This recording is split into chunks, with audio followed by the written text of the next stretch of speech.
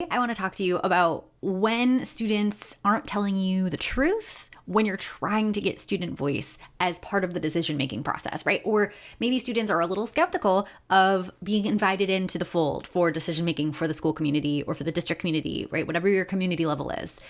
And that is real, right? So when we are engaging students in authentic, meaningful student voice that has a real impact on their experience of the community, this is a challenge. Now, there are theories about this. I like one in particular from Lindsay that I'm going to share with you. They talk about 4 barriers and then how to overcome them. So let's go to that. Part of my slide deck from the National Association of Secondary School Principals Conference this year. And I want to specifically talk about Lindsay's research and theory around overcoming barriers to authentic and honest student voice. So it requires 4 things. Space, which I think for me personally is the thing that I typically do. I give an opportunity to express ideas, but without the other 3, we're lacking, right? So space is obviously critical. It's the opportunity to express those ideas in the first place. But then we also have voice, which Lindsay defines as when adults help students form their ideas by providing the time, information, and sometimes capacity building skills training. So sometimes students haven't had the practice of voicing what it is they think in a way that's communicated effectively to adults. They might not have ever been asked the question, what is it that you want, or what are you concerned about, or how could the school help you? And so if we do school in a way where students are just obedient, right, and following directions and not co-constructing what the community looks like, it's going to be really hard after 10 years of that, for example, for students to just flip a switch and say, okay, here's all of the stuff that we should do differently. Sometimes there's a lack of information, and students need that information to be able to make decisions. So all of these pieces are part of that voice. Audience.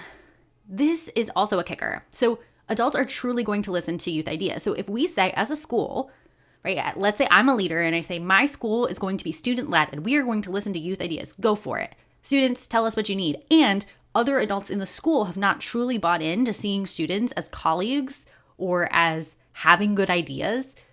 We don't have the authentic audience piece. Students are maybe having the space, they have the voice, but they don't actually have anyone that's listening in a way that is going to lead to action taking, right? There's not the buy-in from adults that this is meaningful.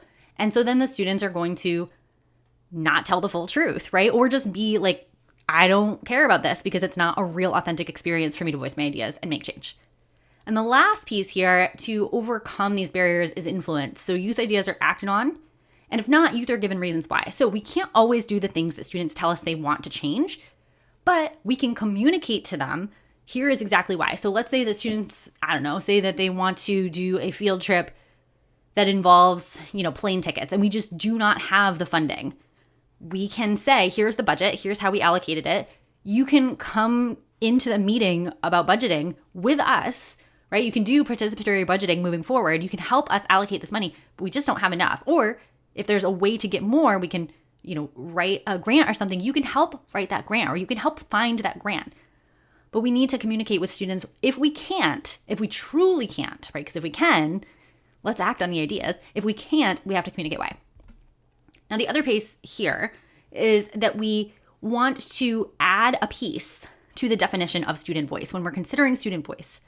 I think all these 4 ideas of overcoming the barriers requires us to change what we think student voice is. And that's why the definition that I created was really involving right here, right? It's, yes, students working collaboratively to affect positive change in their environments, but this is the critical add-on that we're often missing with supports from adults and mechanisms in the school. How do we make it possible for students to do this well? So take a moment to think to yourself, which of those pieces might not be in place in your school? Which one of those pieces can you put in place to help overcome those barriers to honest and authentic conversation with students? We want students to have all 4 pieces so that they can truly communicate and see that their ideas have an impact. And that's going to create this positive cycle of taking it seriously the next time they're asked and communicating really honestly and transparently about what it is they want and what we can do for them.